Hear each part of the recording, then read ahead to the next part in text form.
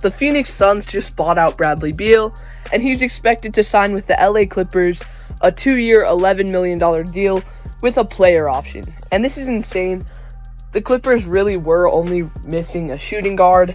They had Chris Dunn, and he was pretty much their best shooting guard they could play. And Chris Dunn is solid, but a solid backup. And now they have a replacement for Norman Powell. So for Norman Powell, theoretically, they basically got John Collins and Bradley Beal. That is insane. Now they have a 1 through 5 that is really good. James Harden, Bradley Beal, Kawhi Leonard, John Collins, and Ivica Zubac with a solid bench. And this is going to be one of the deepest Clippers teams that the Clippers have had in a while. They're not in that big three anymore. They have a bunch of good players, and it's going to be fun to watch. Don't love this for the Suns. Obviously, Beal didn't want to be there. Obviously, they didn't want them there. But this leaves them with two options. Number one, they just take Bradley Beal's contract as it would have been. It hits the cap this season. They don't get to sign anyone. They don't have any cap this season for waiving him. Number two, they spread it out like the Bucks did with Dame.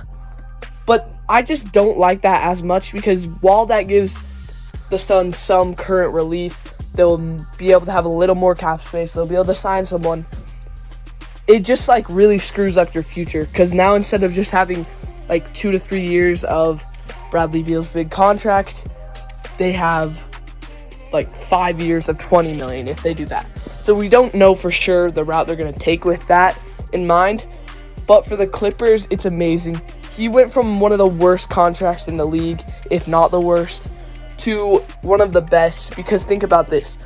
He's pretty much on a 1-year deal, because if he plays somewhat decent, he'll be able to get more than $5 million next season, and he'll decline his player option. But that means that at the deadline, if the Clippers are not great, they'll have Bradley Beal on a 1-year, $5 million deal. And that's going to be one of the most valuable contracts at the trade deadline. Teams are looking to grab that one last piece, and he won't cost them any cap space. Won't really cost them anything. So the Clippers could honestly get 1 to 2 first-round picks at the deadline if they're not great and he's not working. So this is just a very low-risk, high-reward scenario for the Clippers. They got everything they wanted, and the Clippers are looking really good next season. And for the Suns, it's going to be really interesting to see what they do. They're just going to have Devin Booker, Jalen Green, Mark Williams, Kaman Malash, and some stuff. They don't have much else. And the Suns might be in trouble this season. But for the Clippers, I love this deal. And for Bradley Beal, I love this deal. He's going to get a fresh start with no expectations, really.